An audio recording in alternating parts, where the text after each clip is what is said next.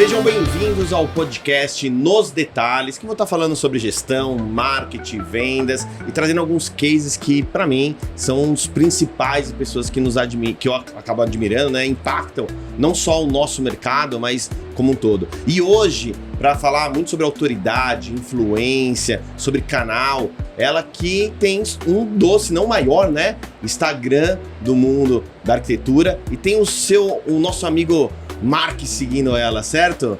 Isso mesmo. Então eu tô aqui hoje com a Amanda Feber, que é fundadora do Architecture Hunter, que hoje mais do que só influência é uma plataforma, né, de conteúdo que ajuda muitas marcas a subirem os seus níveis. Eu tenho visto coisas incríveis e fico aqui. Obrigado por aceitar o convite, Amanda. Obrigada a você, Thiago, pelo convite. E fala um pouquinho, para quem não te conhece, que eu acho difícil, tá? Quem não te conhece, conta um pouquinho da Amanda Feber e conta um pouquinho do Architecture Hunter, só pra gente se situar aqui. Bom, o Architecture Hunter, ele nasceu como um Instagram de arquitetura em 2013. Foi uma das primeiras páginas de curadoria de arquitetura no Instagram no mundo. Perfeito. Porque o Instagram nasceu em 2010, ficou popular em 2012, então foi um dos primeiros. E numa época em que o Instagram era usado muito mais para fins pessoais e não profissionais, como hoje é, né? O Instagram é uma super ferramenta profissional para as pessoas, mas na época não. Então era realmente um hobby de quando eu era uma estudante de arquitetura, eu tinha acabado de entrar na faculdade, fiz arquitetura no Mackenzie, aqui em São Paulo. E como os projetos eram do mundo inteiro, eu sempre escrevi em inglês para os arquitetos entenderem o que estava falando sobre os projetos, que eu estava falando bem, e acabou atingindo o mundo. Então, isso é muito engraçado porque realmente o Architecture Hunter sempre teve o posto de maior Instagram independente de arquitetura do mundo. Hoje não é mais o maior, teve uma plataforma da Turquia que passou, mas tudo bem, eles são muito legais também. Mas ainda pra mim continua assim, não esquece. Mas eles também pivotaram um pouco, eles não falam mais hoje só de arquitetura. Eles estouraram um pouco a bolha, né? Eles falam bastante amplamente de alguma coisa. Então se a gente for pegar esse Mas recorte... você é o mais legal, mais top e o que mais impacta o mercado. Muito, e nasceu de uma forma despretensiosa, mas o que eu gosto da sua história é com muita intencionalidade, porque às vezes as pessoas fazem as coisas, vou fazer por fazer, e desde o início você teve a intenção global. Então você pensou de uma certa forma global, mas você tinha uma atitude local ali fazendo, mas você tinha muita clareza que aquilo poderia repercutir muito além. E como veio esse insight na época de só escrever em inglês?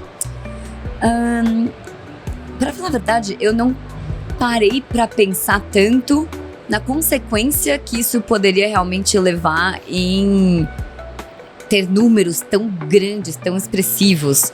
Mas sim, foi intencional falar inglês para que os autores dos projetos entendessem. Então a ideia no início foi mais para o autor, que a grande parte, se não todos naquele momento ali eram arquitetos internacionais, você postava os projetos. Entendi. Olha que às vezes a intenção não foi se transformar ali no maior Instagram e tudo mais. Não. Mas às vezes a mensagem chegar ao maior número de pessoas. E da pessoa enxergar acabou tendo um outro tipo de resultado. Incrível isso, né? Não sabia disso. E assim, o que me fez querer criar o Architecture Hunter foi porque eu salvava muitas fotos de arquitetura no meu celular. Perfeito. Porque pra faculdade de arquitetura a gente tem que sempre trazer muitos cases. Referência, né? As referências. E no final do primeiro semestre, quando eu me dei conta de quantas fotos legais, quantos projetos legais, eu fiquei, nossa, o mundo precisa ver isso. Tipo, tanto que por muito tempo, esse foi um pouco o nosso slogan, assim. Architecture that needs to be seen by the world. Arquiteturas que precisam ser vistas pelo mundo. E o inglês sendo uma língua mundial, foi um pouco óbvio, assim, que ia ter que ser inglês, sabe? Muito legal, é óbvio pra você, né? Mas não foi tão pensado a fundo, assim, mas eu acho que é muito sobre a intenção e o propósito, né? O foco ali. Porque até então você também trabalhava, quando você se formou, você trabalhou como estagiária, arquiteto, então você não era um negócio aquilo, era um projeto e um canal e você se via ali como um espaço de referência. E aí, me conta um pouquinho dessa sua trajetória profissional no início. Tá. Que eu acho que ela te moldou muito, né? Muito. Porque os lugares que eu trabalhei me mudaram muito. Eu vejo, assim, a sua referência, né, de hoje, o quanto você usa esse espaço que até não foi tão longo, né? Mas aquilo quanto que isso te ajudou a forjar a Amanda de hoje, né? Sim. E às vezes as pessoas estão nos lugares e não aproveitam. Verdade. E fala um pouquinho sobre esse momento da Amanda inicial. Então, isso foi muito legal, porque o meu primeiro estágio foi no Márcio Kogan. E ele era... Só no Márcio Kogan? Só. E ele era o meu ídolo. E esse estágio acabou até acontecendo por causa do Architecture Hunter, que já era uma página muito grande, a referência na época no Instagram. Na época, tinha um pouco menos de 200 mil seguidores. Mas olha que interessante. Olha como essa parte a gente chama o social selling, né? Que quando você vende sem vender, né? E o poder que o digital ele ajuda no offline.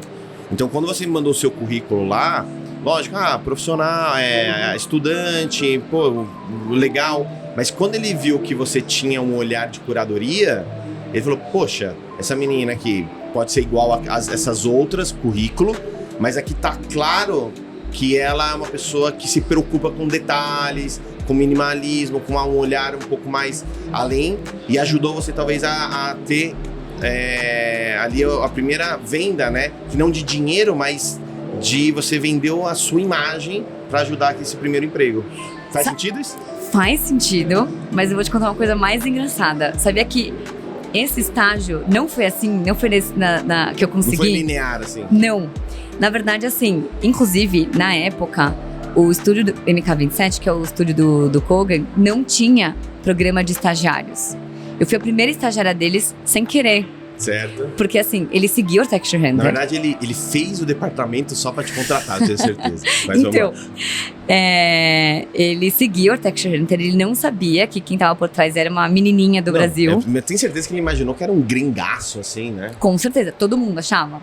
Até porque nessa época era completamente anônimo. Certo. E aí, eu fui num evento que eu sabia que ele tá tendo... Era uma tarde de autógrafos de um livro dele. Perfeito. E aí eu fiquei assim, eu super, hiper tímida, levei uns 30 minutos pra me ambientar e tomar coragem de falar com ele. E aí me apresentei, falei da minha página, e ele falou, nossa, você tem postado pouco ultimamente. Ele falou isso? Aham.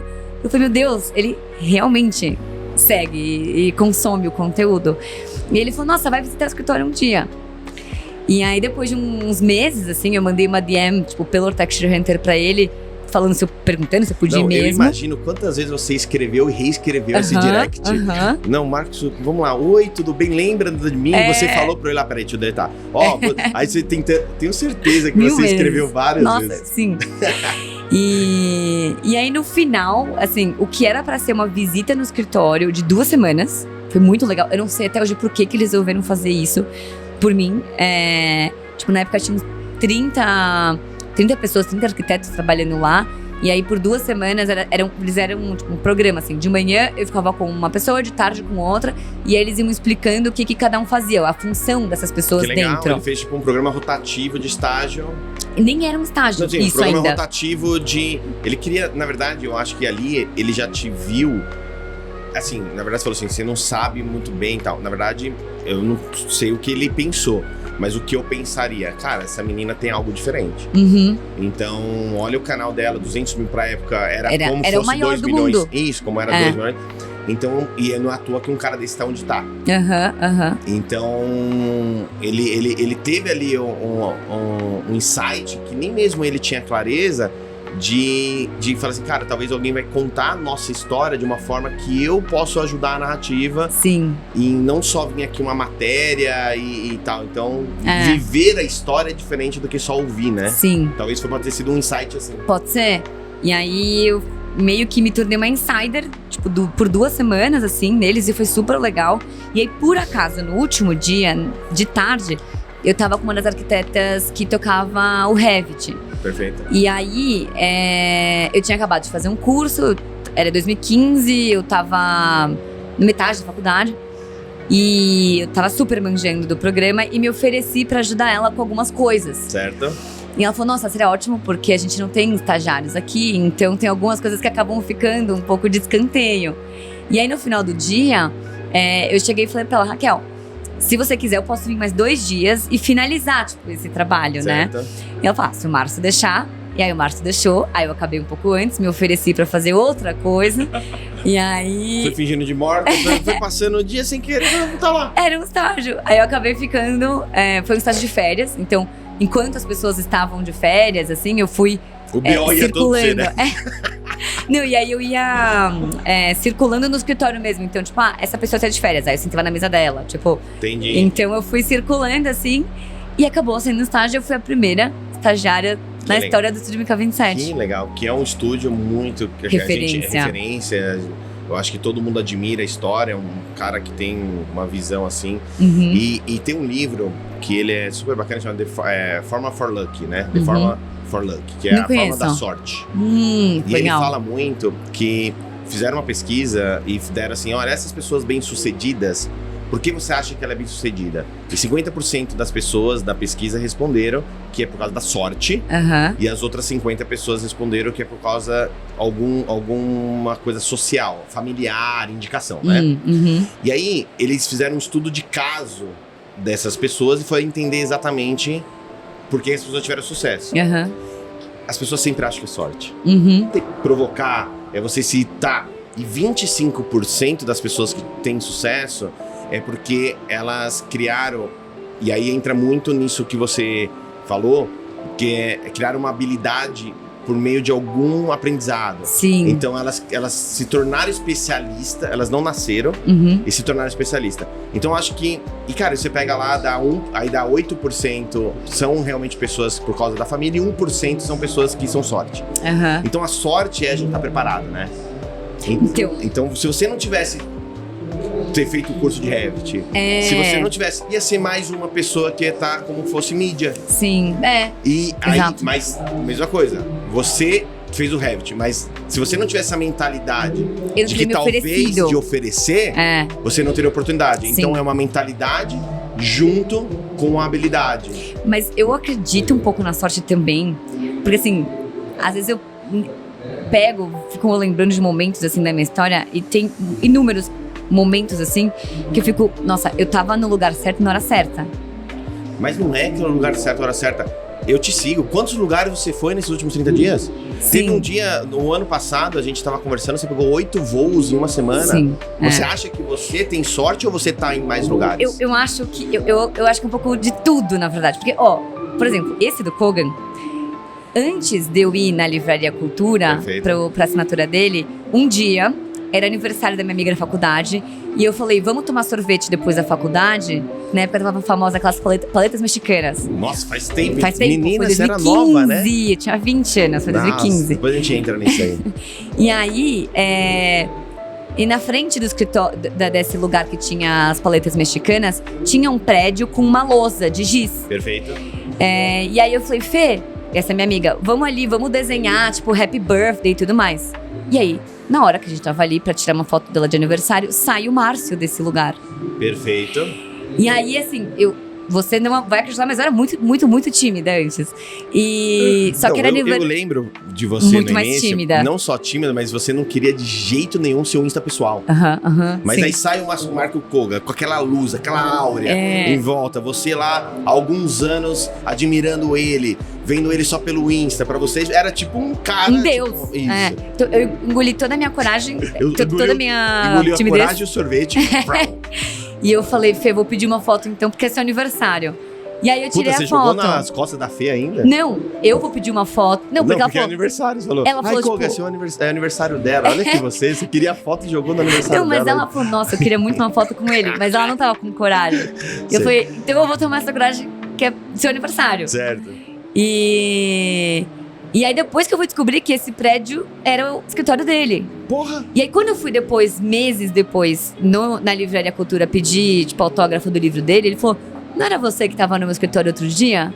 E aí que eu fui me ligar que era o escritório dele. Ele não sabia até então que aquilo... Não, com certeza. Então, assim, foi um pouco de sorte nisso também, assim, mas de estar preparada e ter a mentalidade e atitude de ir lá, entendeu? Eu acho que é a junção de tudo, é tudo, né? Mas eu acredito um pouco também de estar nos lugares. Eu acho assim, que a gente tem essa onipresença. Você entra no túnel que a gente fez de 10 anos, a segunda palavra é onipresença. Porque a gente tem que estar onde as nossas oportunidades estão. Sim. E não a gente achar que ela vem até nós. Uhum. E eu acredito muito, e conosco foi muito similar isso. A gente tem uma questão um pouco... Eu sinto que às vezes você também... Eu tenho uma questão muito de energia também, Energia. né? Eu acho que a sorte é um pouco na energia. Eu acho que é eu isso. acredito muito nisso. Então, assim, a gente já teve algumas vezes juntos, quando a gente não se conhecia efetivo, e a gente sempre tava os dois alegres. E aí, tá tudo bem com você? Tá. E aí eu acho que foi criando ali uma admiração. E aí eu lembro o primeiro projeto efetivo que a gente fez foi quando você fez 2 ou 1 milhão de seguidores. Acho que 2. Acho que 2. Aí a gente fez um almoço com um grupo de profissionais.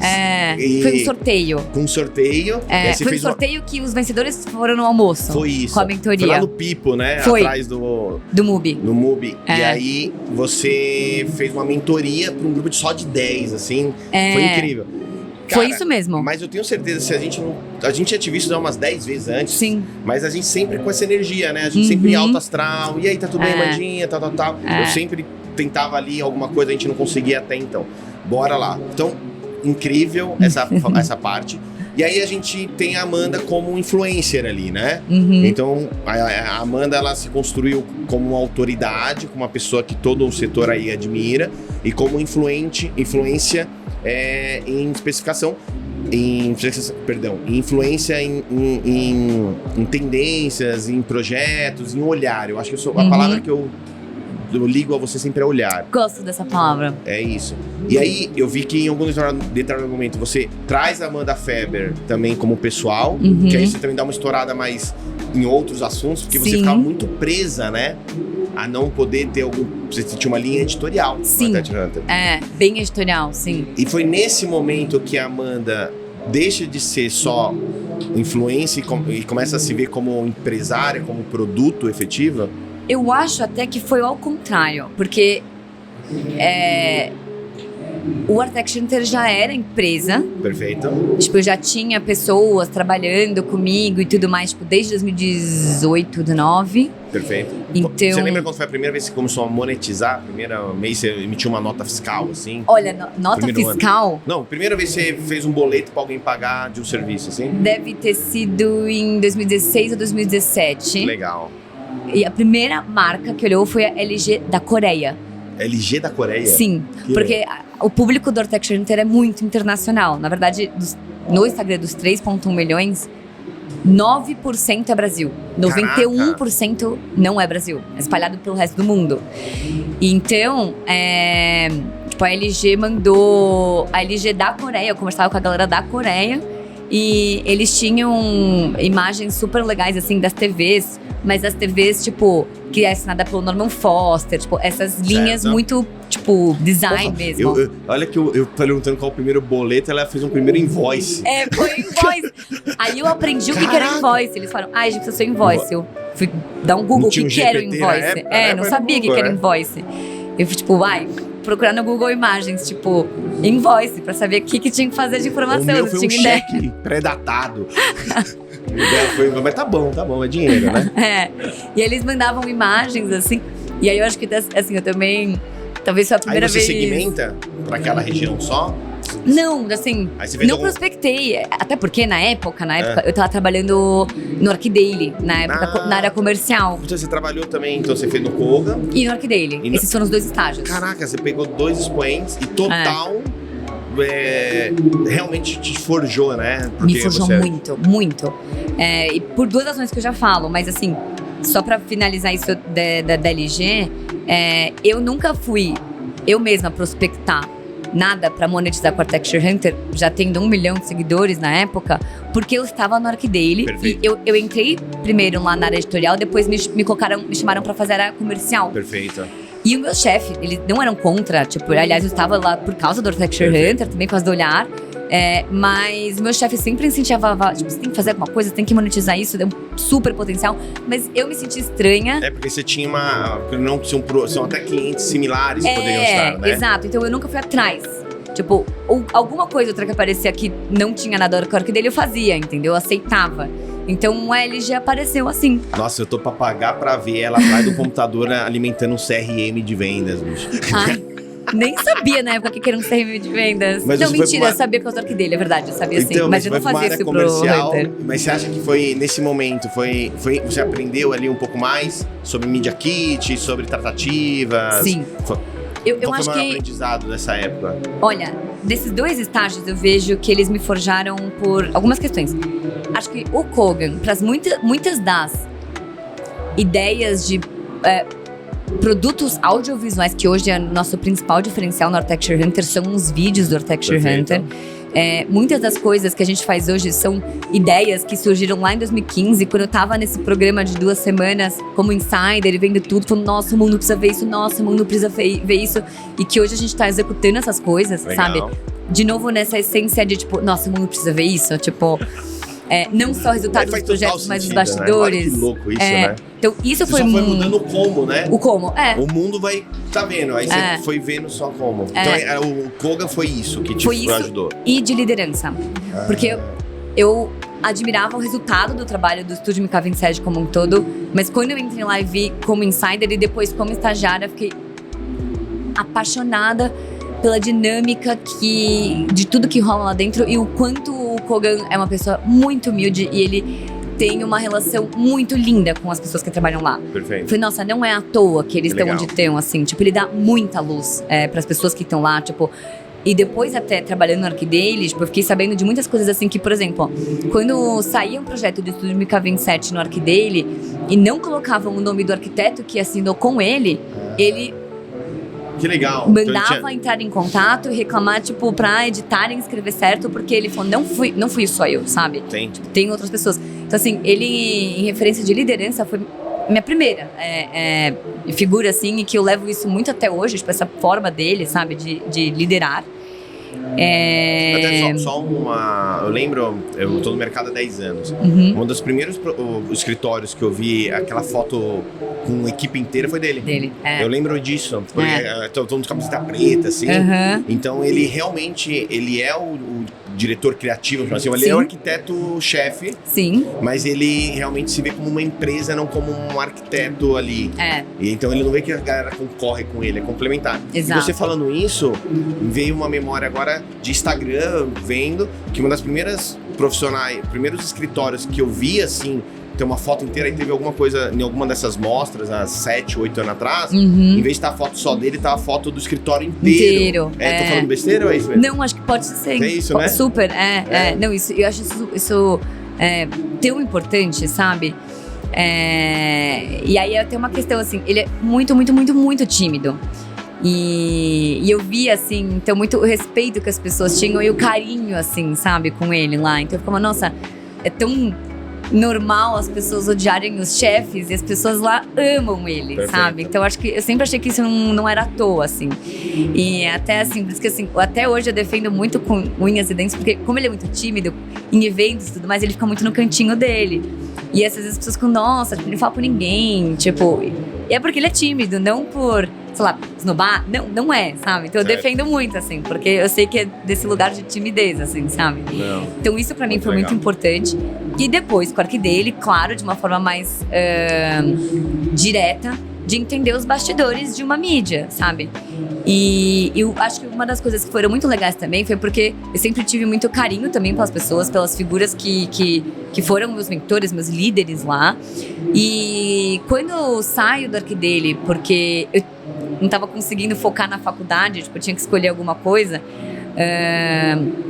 E aí depois eu me formo e eu falo, tá bom, agora eu vou focar no Architecture Hunter. Por ter também tido uma experiência tão legal de lideranças lá dentro e de pessoas, eu falei, eu não quero fazer nada nunca que, tipo, me coloque como rival do ArchiDaily. Perfeito. Então isso também, talvez, de certa forma, tenha me obrigado a pensar muito fora da caixa com o Architecture Hunter. Porque era muito óbvio, né? Se você ser um produto ali igual, simples. Mais uma plataforma de notícias e catalogar todos os projetos e tudo mais. Então me obrigou muito, tipo, a não vou fazer de jeito nenhum, tipo, vai ser muito mais difícil esse caminho, mas eu vou fazer alguma coisa diferente, assim, sabe? Cara, olha que... Foi muito legal. Que poderoso isso. E outra, porque assim, quando eu entrei na área editorial, eu ainda era muito uma figura tímida. E do nada, o Basulto, que é o fundador do ArchiDaily, ele falou, Amanda, a pessoa do comercial do Brasil, do Ardeli Brasil está saindo e eu sinto alguma coisa em você que você se daria bem na área comercial. Fiquei, mano, por que ele está vendo isso em mim? Nem eu vejo. Não, eu não via. Tô lá me maquiando, vejo um monte de coisa, menos isso.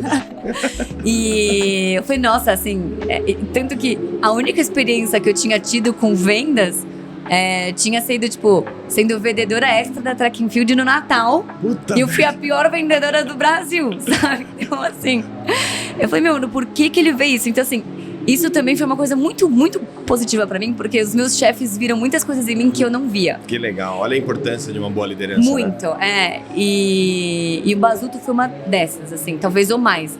Porque o Kogan também, por ser mais tímido, ele demonstrava e não falava, mas o Basulto falou muita coisa pra mim. Ele verbalizava. Verbalizava, né? ele verbalizava, assim. E ele via coisas que eu não via, assim. Então, ele me fez acreditar muito em mim, sabe? Legal. Então, isso nesse processo, como Amanda também, pra mim foi muito importante. Tipo, nesses lugares onde eu passei, sabe? Não, olha que legal esses dois pontos, né? E aí a gente traz um pouquinho pra frente e aí você começa a desenvolver ainda mais a sua pessoa e as pessoas já sabem que a Amanda Feber está por trás do Architect Hunter e a gente começa a te ver mais presente no nosso setor, fazendo palestras, fazendo publis, fazendo curadorias. Como figura pessoal como também, pessoal. Né? Então eu começo a ver esse movimento, o Instagram dá uma escalada ali no seu pessoal, então isso foi muito legal ver também o seu exercício, né? Que não foi fácil, né? A comparação também, né? Pô, você tem 3 milhões aqui, mas o seu pessoal muito menor. Você tem só 500. E eu vi no início você com um exercício enorme também de criar essa relevância das pessoas começarem a te perceber como a mentora figura, por trás do Architect Hunter. Por isso que eu digo que acho que foi ao contrário de... Não foi, tipo, influencer e depois empresária. Foi empresária e depois influencer. Faz sentido. Porque o Architect Hunter já era uma empresa, tipo, desde 2017, com que começava... Aí pelo com mundo. Vários invoices. E eu acho que eu aceitei um pouco. Eu tinha muito problema com essa imagem de influencer. Tipo, eu neguei isso por muito, muito, muito tempo. Eu acho que foi mais 2020 que eu falei, não, tá bom, vai. Vou focar aqui no meu Instagram pessoal também. E o que aconteceu em 2020? Você lembra? Foram as lives. Na pandemia. Não, mas a gente tem uma honra. A gente teve o Clube Casa Summit para 2.500 pessoas. Foi em 20 ou 21? Foi 20. Foi março, foi 13 de fevereiro de 20. Antes da pandemia. Foi exatamente 15, 20 dias antes de fechar tudo. Nossa. Foi o último grande evento do nosso setor. E aí teve lá você no palco. Verdade. Olha que legal. E foi o ano que a gente foi Forbes Under 30 juntos. Ah, verdade. Nós somos brother Forbes, pessoal. A gente na mesma página. A gente dividiu a mesma página de Forbes, da Forbes Under 30. A Forbes tem um projeto, né, que ela convida todo ano os empreendedores, inovadores abaixo de 30 anos. E eles fazem, são 60, agora acho que são 60 ou 90, se não me engano. Que eles convidam por segmento. E aí a gente... São 5 por segmento. São 5, isso, 5 ou 6, sei lá. 5, 6 por segmento. E aí nós tivemos o prazer de sair não só no mesmo ano, ser convidado pela Forbes e estar nessa lista, mas na mesma página. Sabia que você que me contou? Sobre como era a Forbes?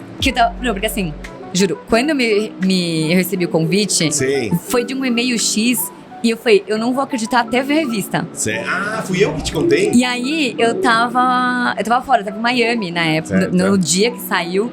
E aí você me mandou a página, a foto. Que legal. Eu falei, então é real, realmente está acontecendo.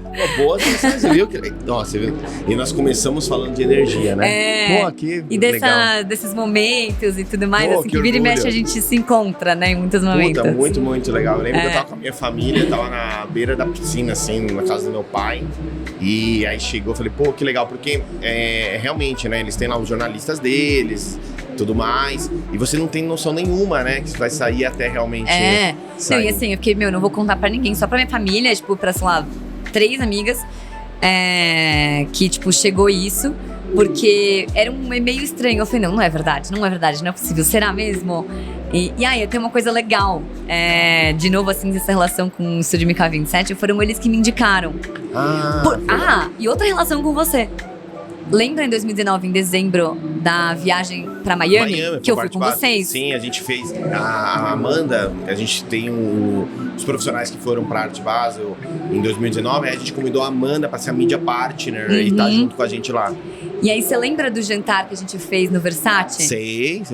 Foi no caminho pro jantar do Versace que o Carlinhos, que é um arquiteto do Estúdio MK 27, me falou: você tá sentada? Eu preciso te contar uma coisa. Que legal. Ligaram aqui da Forbes e pediram pra gente indicar algumas pessoas da arquitetura e a gente indicou você. Mas você não pode contar pra ninguém. Nossa, e aí eu tava indo pro jantar e eu tava assim, eu tenho que fingir normalidade aqui. E aí, não sei se você lembrar que no dia seguinte, eu acordei e encontrei vocês no hall. Eu tomei um shot de expresso, eu corri 17 quilômetros. Mentira! Porque eu falei, mas não posso contar pra ninguém, mas eu tô, tipo, muito empolgada. E você saiu correndo? Eu saí correndo. E não é que eu sou corredora, assim, mas, tipo, eu tava com tanta energia. Meu pai, e aí foi legal. nessa viagem, tipo, mas eu também não contei pra ninguém, tipo, até ver. Aí depois, no final de dezembro, eu recebi o e-mail x, tipo, @gmail.com, eu falei, não, é mentira.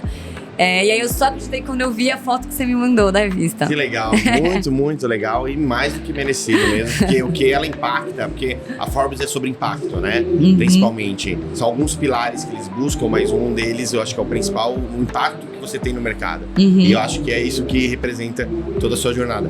E aí, Mandinha, fiquei muito feliz de ver essa história, porque me arrepio, porque veio muitas memórias boas. E aí, faz tanto tempo, a gente esquece, né? Nossa! Tipo, na verdade, a gente tá na lista de 2019, é que ela saiu em 20. Mas é a lista de 2019. Caralho, eu tenho 35 anos já. Tenho 30 já, Menina! já não sou under 30. Caraca! Me falaram pra eu agora que tem o MIT tem o under 40. Aí é o seu novo objetivo. É isso aí, ó. Vamos lá, me notem. Aí, MIT, aqui. Acho que é o 35 ou 40, mas me notem. E aí, pra então, chegar toda essa evolução de então, empresa, influência, e aí você dá uma pivotada no seu negócio, entra os malucos com você, e eu vejo você montando uma série de novos produtos. Sim. Eu vejo você... E aí, eu vejo muita marca fazendo coisas legais e depois eu começo a descobrir que você tá por trás também como olhar, como curadoria, produção de conteúdo. E me conta um pouco dessa fase, que é a fase até hoje que tá acontecendo no Architecture Hunter.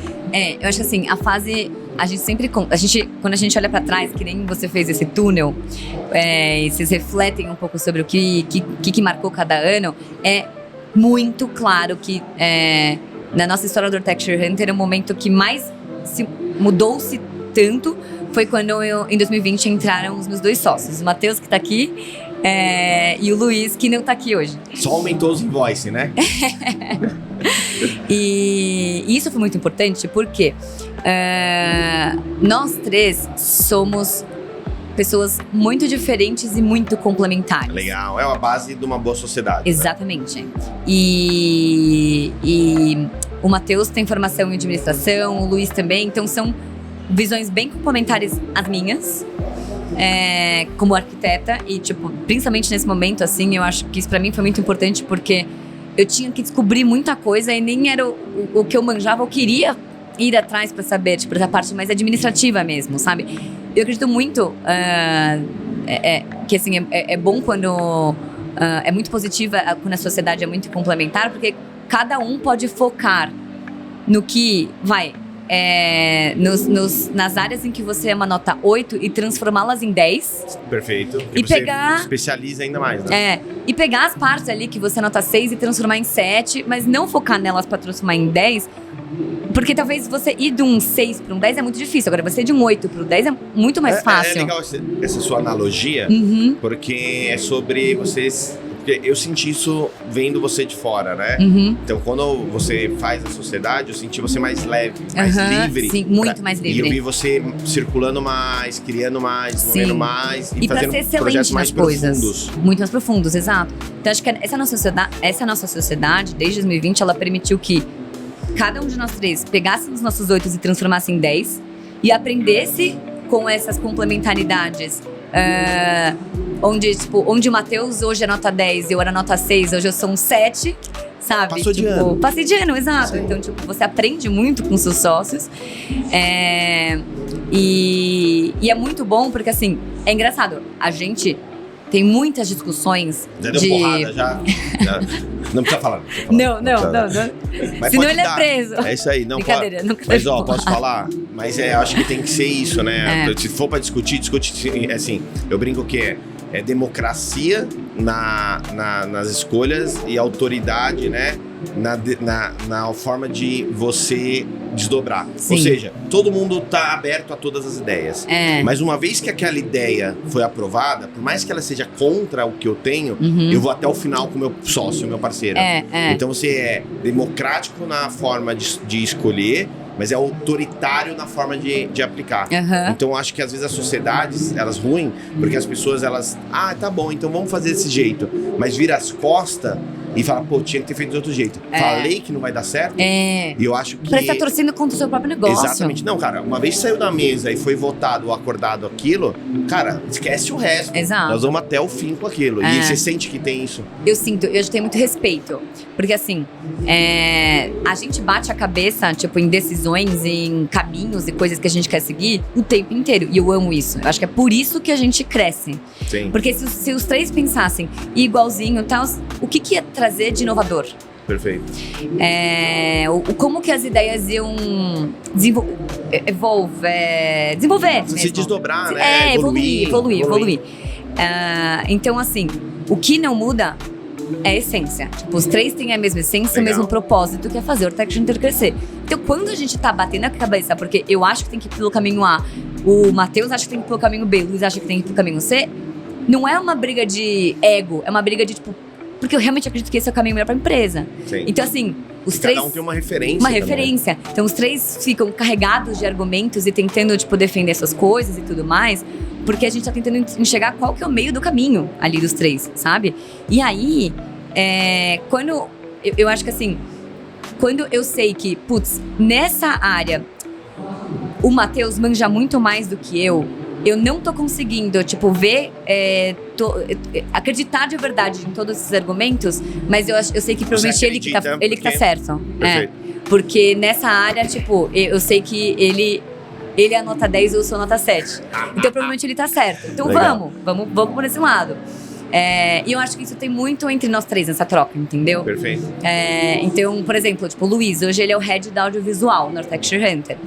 E ele é muito, muito, muito chato, e chato no Architecture Hunter é elogio, com a qualidade audiovisual. É o que cabeção total naquele que é mais conceitual, aquela narrativa. Ele puxa tudo pra cima, assim, a qualidade dos vídeos, sabe? Então, às vezes, assim, eu tenho fama um pouco de ser mão fechada, não querer gastar tanto.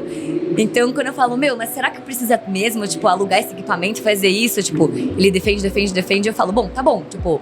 Não consigo ver, mas você deve estar certo. Então vamos, sabe? Tipo... Não, faz total sentido. Então assim, eu acho que tem muito... E vice-versa também. Quando eles, às vezes, não estão conseguindo enxergar... O Matheus, a gente tem muito isso, assim. Às vezes ele fala, eu não sou muito bom em visualizar. Não tô visualizando o que você tá falando, Amanda, mas vamos lá, então, acredito em você. Eu tenho mó dó deles, bicho. A Amanda deve ver que chega com uns projetos conceitual. Eu falei lá com a minha... Não, cheguei lá, nossa, eu recebi um direct lá da Finlândia. Pra fazer isso. Nossa, eu vim da Finlândia, uma oportunidade. Daqui 4 dias. Exatamente tem que fazer. Isso. Não, ele tá fazendo joinha aqui, ó, que foi exatamente. Foi exatamente isso. Vou contar até. Teve um caso desse? Teve exatamente um caso assim, não era Finlândia, era Dinamarca. Certo. Era na Escandinávia, acertou a região. Quando a gente ia ter o Congresso Mundial de Arquitetura em Copenhague. Perfeito. Que a cada 3 anos acontece e é sempre numa cidade diferente. E a gente tava assim, né? Será que a gente vai? Será que a gente vai? Será que a gente não vai? E aí, assim, juro, faltava 5 dias pra começar o congresso. Chegou um convite do BR Kingos, pra ir visitar. Quem é o BR Kingos? Quem não conhece? Isso. Mas quem não conhece? Esse daqui vai pra fora do nosso setor. É um dos maiores, ou se não o maior escritório. Olha, hoje, ele é o arquiteto mais influente do mundo, eu diria. Porra. Assim, da nova geração. Sim. Porque temos ainda Norman Foster vivaço atuando pra caramba. Mas assim, acho que nessa nova geração ele é mais, pelo menos, famoso, respeitado, assim, tipo, inovador. Tipo, ele tá fazendo projeto na Lua, entendeu? Tipo, umas coisas absurdas, um dos escritórios assim. Que nós vamos visitar lá? Sim. Moleque. Você sabe que a gente tem uma imersão, né? Do Clube Casa Architecture Hunter, que é os bastidores do design escandinavo. Exatamente. Pô, já deu um spoiler aqui, mas vou segurar essa, E aí chegou um convite dele, faltava 5 dias pra começar. Ele falou, olha, durante a semana do Congresso Mundial de Arquitetura, eu quero convidar você para vir para um tour exclusivo na obra do novo headquarters aqui em Copenhagen. E eu falei, gente... É que ele achou que você tava ali ele achou assim, tá na Europa. Tá na Europa, pega um trenzinho e vai. Foi isso que ele pensou, né? Provavelmente. Aí eu falei, Matheus, chegou esse convite. A gente não tem como não ir, vamos ter que ir. Eu sei, é uma viagem pra ir pra Copenhagen em 5 dias, mas a gente vai dar um jeito. Matheus falou, deixa eu vender meu Celtinha aqui. A gente resolve, né, Matheus? É uma viagem pra Copenhagen, um Celta, é verdade. Não, é uns 2 Celtinhas às vezes, né? E aí, bom, você falou que eu posso falar de marcas, né? Com certeza. Aí, assim, acho que é até um momento muito legal pra agradecer muito a Arcos com o quê? A incorporadora, não a Concac, que também é nosso parceiro, porque eles são uma empresa que aposta muito na gente e nas nossas loucuras, legal. Assim. E aí, eu liguei pro Felipe, que é o fundador da Arcos, e falei, Fê, você vai matar, você pode falar que não, mas eu tive que tentar. Recebi um convite pra ir pra semana do Congresso Mundial de Arquitetura, que acontece a cada 3 anos, então é uma coisa muito rara. E um convite do Bjarke Ingels, eu preciso ir. Eu tive uma ideia aqui, a gente orçou a viagem, eu vou te passar um valor que é exatamente o que, eu não tô lucrando com isso, é literalmente o valor de custos da viagem e que eu vou converter em conteúdos pra vocês. O que você pensa de eu criar boletins falando que no final do dia, cada uma das coisas mais importantes que foi tratada ali, a gente vai postar no Instagram da Arcos e tudo mais, porque eles tinham uma criação de conteúdo no Instagram deles muito legal, assim, de trazer... Já tinha um olhar Eles então o público já estava meio treinado ali a isso, legal. E assim, o objetivo deles, eles estão com um projeto incrível. Você tem uma sacada também, porque o que eu posso criar você poderia oferecer para um cara que o público dele fala assim, pô, incrível, adoro você, Amanda, mas ele não ia falar isso pra você, mas ele ia depois falar assim, puta, não tem nada a ver. Mas ele já tava ali inserido, né? E eles estão desenvolvendo um novo distrito de design aqui no interior de São Paulo. Legal. Então, a gente já sabia que eles estavam com demanda de fazer conteúdo sobre urbanismo, arquitetura. Eu falei, é a página perfeita. Deixa eu ir lá, patrocina essa nossa viagem, que eu vou criar esses boletins para conteúdos para vocês. E foi muito legal. Assim, eu não dormi eu dormi 2 horas por dia nessa semana, porque era ir lá, anotar tudo em inglês. Então eu tinha que ir anotando as coisas e chegar em casa. Não tinha o chat GPT pra fazer as traduções simultâneas. Não tinha chat GPT. Então eu ia criando os boletins, eu ia anotando as coisas, escrevendo, e depois eu tinha que gravar os vídeos de boletim, editar, legendar e postar no dia. Porque você se comprometeu a isso. Porque eu me comprometi a isso, eram boletins diários. Então, assim, foi muito intenso, mas foi uma das coisas mais legais que eu já fiz profissionalmente na minha vida, assim, E aí, assim, 3 dias, eu falei, Fê, eu preciso que você me responda até sexta-feira, porque eu tenho que ir, amanhã. E aí ele falou, sexta-feira de manhã, pode fechar? Vamos. Que legal. Em 2 dias, ele falou, tá bom, tá fechado, pode ir. Mas eu acho que isso é confiança e assim... você passa muito essa credibilidade, né? Uhum. E aí, e é legal que... Mas aí, então, obrigada, Fê, por essa confiança. Fê, obrigado aí por proporcionar tanto conteúdo legal por meio dessa incrível aqui empreendedora. E foi a primeira vez que eu fui pra Copenhague. Sério? Nasceu esse meu amor. Então, a gente, pela então, eu queria agradecer Exato. ele, porque graças a ele a gente tá indo pro Clube Casa. Então, você fica convidado, então, quiser vir com a gente, vai ser um prazer. E aí eu vejo, falando de marcas, desde você, uma da marca que eu acompanhei, que eu conheci por você, e eu não tenho relação, mas eu acho que trabalho com a Arcos, né? E você é embaixadora dela, tem um trabalho. Sim. Então, quanto que as marcas também, sempre eu percebo assim, você tem uma refinalização muito alta de marca e fidelização, e eu já queria entrar para finalizar um pouco no modelo de negócio do Architecture Hunter. Então, além de você como influencer, publi, conteúdo, hoje então, com seu time de sócios, de quantas pessoas tem na equipe? Hoje a gente tá com 18 Caraca, é gente pra caramba pra proposta, né? 18 pessoas. Certo. E aí, não todas no Brasil, mas a maioria no Brasil. Cara, isso é muito chique, né? Não, ela fala assim, sem rir ainda. Não todas no Brasil. Porque não, é que correspondentes assim, externos. é que não estão todas no nosso pequeno escritório aqui em São Paulo. Sei. Aí, me fala um pouquinho sobre, então, o modelo de negócio. Então, olha a evolução do que começou no Instagram lá atrás. Um hobby de uma menininha. E a pivotagem, né? Pivotou. O que é pivotou? Foi enxergando novas oportunidades e testando modelos, né? Sim. E aí chegou. Então, o que é o Architecture Hunter hoje? Porque, além de tudo, a gente tem muitas indústrias, parceiros, toda essa galera que tá aqui, que além dos fãs que gostam e adoram a Amanda, tem muita gente que, às vezes, te vê e não sabe como pode usar o Architecture Hunter. Me fala um pouco sobre o modelo de negócio e as verticais de negócio que vocês têm. Isso foi muito legal também, porque em 2020 a gente tinha um modelo de negócio que ele continua até hoje, mas a gente abriu novas frentes também. Certo. E eu acho que a execução disso, assim, tipo, totalmente assim, do Matheus. Perfeito. Porque ter ideias é uma coisa, executá-las é outra. É o crédito de quem executa. Então, hoje a gente é uma mídia. E algo que a gente sempre teve muito claro é não vamos cobrar dos arquitetos. Isso sempre você fala muito. Eu não vendo espaço do projeto. Não, para divulgação do projeto. O poder da curadoria, né?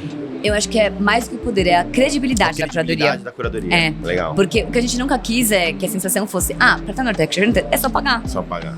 Então, Foi mais duro esse caminho, hein? Muito mais. Porque o que aparece... Juro, a gente seria trilhardário se a gente cobrasse. Milionária ela já tá, pessoal. Então, vamos ao bico. A gente estaria muito mais rico se a gente aceitasse os arquitetos pagarem pelas nossas produções audiovisuais, que são muito caras. Fazer vídeo, você sabe, é muito caro fazer vídeo de arquitetura, então, pelo mundo. Não, você sempre tem uma pessoinha andando, aquela coisa, a fomezinha atrás. Puta, aquela bala, né? E o Luiz não economiza nas gravações. Porra, Luiz, sacanagem, Luiz. Mas é por isso que elas são muito boas também. Então, assim, me perdi. Então, linhas de receita e de modelo de negócio. Isso. Então, você é uma mídia hoje. Isso. Então, vocês não têm... Primeira grande dúvida. Não se paga pra estar no Architecture Hunter. É isso.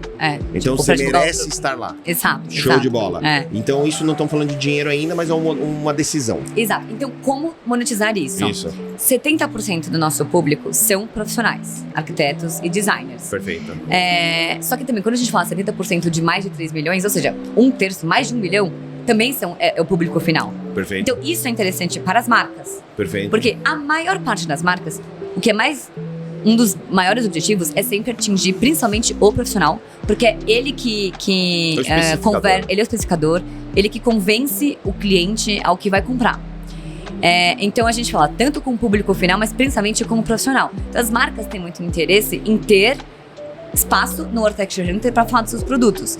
E a gente, por ser muito chato com a forma de comunicar e ter construído esse lugar muito de credibilidade com a nossa audiência, a gente é muito chato em como falar sobre o produto do cliente. Então, assim, hoje, é muito orgânico. Hoje, então, você tem a mídia, mas o cara precisa contratar a sua produtora de uma certa forma. E, querendo ou não, você cria o projeto e o roteiro, mais ou menos, de como ele pode estar ali. Porque você sabe o que funciona. Porque se você poderia pegar o que ele tem pronto e colocar lá. Seria muito mais fácil. Banner, alguma coisa. Mas aqui o seu público não se conectaria. Exato. Então, no final, você virou uma criação de conteúdo. Uma empresa de conteúdo que tem a parte de produção, a parte de roteirização e tudo mais, e a mídia junto. Então a gente usa muito o audiovisual e o design gráfico como nossas ferramentas de produção de conteúdo. Perfeito. O design gráfico no Instagram, principalmente, e o audiovisual, obviamente, no canal, nossa plataforma. Então, como que acontece? A gente tem um vídeo que a gente vai visitar o projeto de um arquiteto, uma casa, e a Arcos, por exemplo, Arcos com K, tá especificada naquele projeto. Perfeito. Ela patrocina aquele vídeo.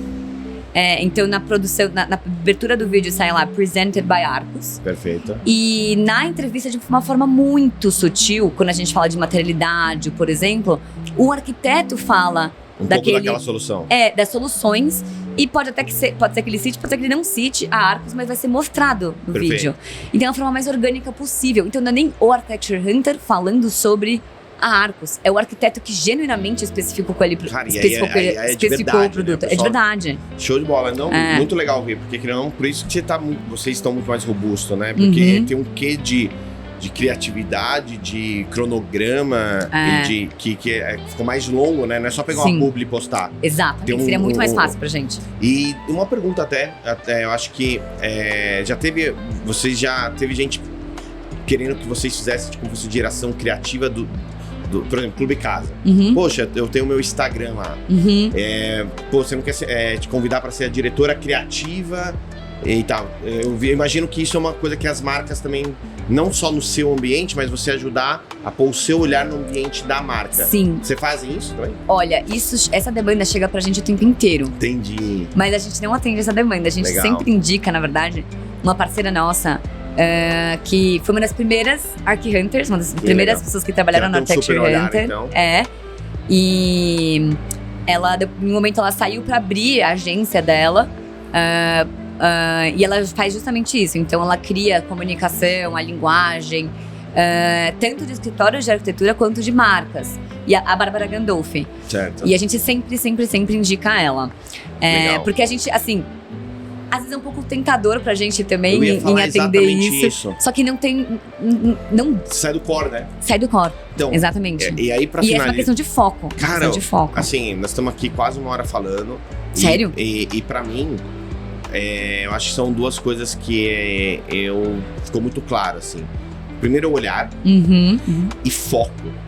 Que doideira. Então, mais importante do que saber o que tem que fazer, é saber o que não vai fazer. Exato. E, sem sombra de dúvida, eu te perguntei isso porque eu imagino que era uma demanda que vem muito a você. Até hoje, muito. Mas aí você ia virar uma agência 360. Exatamente. Não só uma agência de criação de conteúdo audiovisual, que focado naquela mídia super hypada e que você tem exatamente ali qual o público, né? Porque você ia ter que estudar qual o público daquela marca. Exato. Você tem que fazer outros tipos de abordagem, estratégia para criar os conteúdos que sejam fit para aquela audiência, né? Não, e assim, esse trabalho gera, assim, não é um side job. Isso é um trabalho por si só. Não é algo que você consegue fazer, tipo, no seu tempo livre. Então, hoje a Bárbara, por exemplo, tem o quê? Umas 8 pessoas? Não, já. Acho que por aí, né? Tipo, é uma empresa, tipo, é uma empresa, exato. Estruturada. Então, não mandando invoice pra todo mundo. Tipo, é uma empresa, então não tem como, assim, seria uma questão de foco. E a gente tinha vários outros projetos que desde quando o Matheus e o Luiz entraram no Architecture Hunter, que a gente queria pôr eles em prática. E se a gente caísse na tentação de fazer esse lado mais de agência, que teria dado muito certo, a gente não teria tido foco para executar esses outros, que foi o Prêmio Internacional do Architecture Hunter. Foi um sucesso. Quantas pessoas se inscreveram no final? Olha, teve mais de 700 pessoas de todos os continentes do mundo. Só que isso pra gente foi muito essencial. Por quê? As pessoas elas pagaram pra participar? Pagaram. É isso que eu ia falar, porque se fosse gratuito, teria tipo muito mais. milhão. Exato. Então, mas esse é um concurso que eu acho que tende a crescer muito. Assim. E assim, era cobrado em dólar. Virou uma outra linha de receita. Exatamente, isso que eu ia falar. Foi uma das outras nossas empreitadas, digamos assim, que deu super certo de monetização.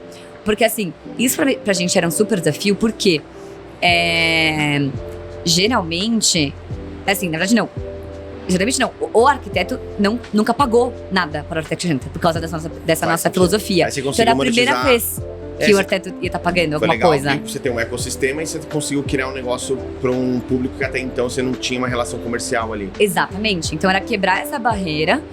E assim, a gente ficou muito feliz com o resultado, porque assim, por exemplo, tipo, eu sou júri de vários outros prêmios internacionais. Sim. Então eu sei muitos números dos outros prêmios, né? De, por exemplo, a Design, que é a maior, talvez, plataforma de notícias de arquitetura do mundo. O prêmio deles, eles têm 4 mil inscritos todo ano. Vocês tiveram quase 25% ali. A gente teve 702 inscritos. 702. no primeiro ano de lançamento, em que a gente contou muito mais até com divulgação aqui no Brasil e não só fora do Brasil, e não fora do Brasil. E assim, teve uma questão até inorgânica, mas muito orgânica. Muito orgânica, completamente não, mas muito orgânica.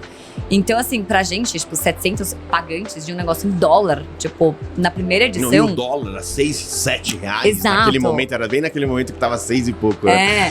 Tipo, e assim, não é caro, mas não é tão baratinho. Tipo, era em torno de, $100, tipo... Sim, dava os seus 600, 700 reais. Exato. Então, tipo, é uma decisão não fácil, tipo, da pessoa... Será que eu me inscrevo pra esse prêmio ou não? Um prêmio que nunca existiu, que ele não sabe a credibilidade daquele prêmio, não. Foi a credibilidade da plataforma, sabe? Perfeito. E aí também é legal, porque o prêmio também tem os patrocinadores, as marcas, mas a maior forma, assim, realmente, tipo, são das inscrições. Então, pra gente foi uma coisa muito legal. A gente ficou muito feliz. Incrível. Então, pra gente encerrar, Amanda, queria só agradecer, parabenizar pela história. Sabe que a gente é super fã do trabalho, não só da Architecture Hunter, mas principalmente da Amanda, que tá lá por trás, a guerreira. Sabe que é um desafio empreender no Brasil e principalmente dizer não. Então eu nessa jornada, eu sou um dos malucos, já te falei 1000 coisas e a gente falou, realmente não faz tanto sentido, né? Porque eu sou um cara que toda hora fico pensando nas coisas, mas foi legal que a gente foi afinando e em alguns momentos a gente conseguiu emplacar. Então isso foi muito também do seu interesse de tentar construir algo, mesmo em algumas coisas fez mais sentido, outras não. Então agradeço também por essa paciência conosco, né? E eu sempre finalizo o podcast pedindo para quem está convidado passar uma mensagem final, olhando para a câmera, do que o mercado pode esperar da Architecture Hunter, qual a principal mensagem e assim, e principalmente o que uma pessoa, para ter sucesso, você acredita que ela tem que ter, beleza? E aí a gente finaliza dessa forma. Então, por aqui. Bom, acho que uma das coisas mais legais, assim, que a gente gosta muito de dizer sobre o que podem esperar do Architecture Hunter é que, assim, o nosso objetivo, propósito é comunicar a arquitetura. Independentemente do meio, da forma que isso vai ser, do como isso vai ser feito. Então a gente gosta de brincar assim, se daqui não sei quantos anos o principal formato de comunicação, meio de comunicação forem hologramas, a gente vai estar fazendo, então, hologramas de arquitetura com as entrevistas, enfim. Não importa o meio, porque esse é o nosso propósito. A gente entende o quanto a arquitetura é importante no mundo, o urbanismo é importante no mundo, o quanto que se a arquitetura e o urbanismo fossem melhores no mundo inteiro, quase que utópicos, de formas utópicas, assim, o mundo seria muito melhor para as pessoas, para a qualidade de vida das pessoas. Então, o nosso objetivo é sempre transmitir a importância da arquitetura. Tipo, os nossos conteúdos são sempre desenhados para passar essa mensagem e fazer os também não arquitetos e designers entenderem isso e valorizarem cada vez mais o papel fundamental do arquiteto e do urbanista. Então, eu abdiquei da minha carreira como tradicional de arquiteta, desenhando, né, projetando, porque acho que eu quero dedicar minha vida a comunicar a arquitetura e mostrar a importância dela.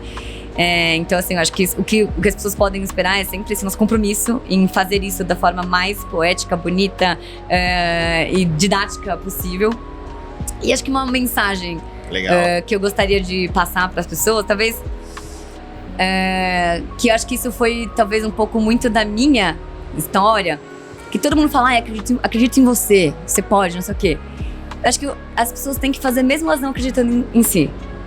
Porque, assim, é o que eu tava falando. Sim, se você não acreditar, quem vai acreditar? Não, é o oposto até. Assim, é o que eu tava falando, assim, que eu não enxergava tantas coisas que os meus líderes viram e tudo mais, mas eu acreditava que o que a gente faz com o Architecture Hunter precisava ser feito. Perfeito. E eu estava à frente do Architecture Hunter, então aquilo precisava ser feito independentemente da vergonha, do medo, dos anseios e tudo mais. E eu nunca, por muito tempo eu não acreditava que, eu era a melhor pessoa, a pessoa mais apta a fazer aquilo, todas as coisas. Eu falava, não, com certeza tem pessoas que manjam muito mais de curar de mas quem tá à frente do Architecture Hunter, quem tem essa ferramenta sou eu, então eu vou ter que ir atrás e fazer isso acontecer. Então, mesmo não acreditando, entre aspas, eu sabia que os caminhos iam acontecer para essas coisas serem feitas, sabe? Não, é incrível. Porque assim, eu acho que às vezes é fácil falar para as pessoas, acredita em si, e a pessoa fala, mas o que eu tenho em mim? Acho que os caminhos te moldam um pouco para você adquirir aquelas habilidades e você chegar no seu objetivo, mesmo que você ainda não veja que você tem as habilidades para chegar naquele caminho, sabe? Tipo, eu vejo na minha vida que foi muito isso, mesmo não me considerando a pessoa mais nota 10 em todas as coisas, eu sabia que o caminho ia me mostrar e fazer eu aprender as habilidades para chegar nesses lugares. Então acho que a gente tem que ir mesmo quando a gente não acredita na gente. Não, incrível. Sabe? E assim, não podia fechar melhor, né? Então, acho que... Olha o que nós falamos aqui, sobre olhar, sobre foco, sobre o quanto que o propósito, porque a arquitetura melhora os ambientes, mas o ambiente melhora as pessoas. Então, a arquitetura, ela é a base, eu acho, de uma sociedade ainda mais coesa, mais feliz, mais próspera. E no final, não é só sobre o acreditar, às vezes ele tá muito lá dentro, às vezes você mesmo tá vendo, né? E eu acho que o que na sua mensagem também, na sua história, o quanto que teve pessoas que acreditaram em você. E me fizeram acreditar em mim. Então, se você também tem uma oportunidade de acreditar em alguém, exato, vai lá, também acelera isso, né? Por isso que eu adoro muito elogiar as pessoas. Porque talvez foi de uma maneira, não de dentro pra fora, mas de fora pra dentro, que me fez eu acreditar mais em mim. E eu gosto muito de quando eu vejo alguma coisa numa pessoa, fazer muita questão de falar pra ela. Bom, incrível. Amandinha! Ai, desculpa, bati aqui. Não tem problema. Obrigado do fundo do meu coração. Todo mundo aqui do clube ama você. A Architecture Hunter, a gente tem uma admiração incrível. A galera também que entrou junto com você é nota 1000, tá de parabéns. Então é isso. Então, pessoal, chegamos ao fim de mais um podcast Nos Detalhes. Espero que vocês tenham gostado. Esse papo incrível com a minha amiga aqui, Forbes Under 30, minha parça de página lá da Forbes. Saímos na mesma edição. E é isso. Então, beijão pra vocês e até o próximo. Tchau!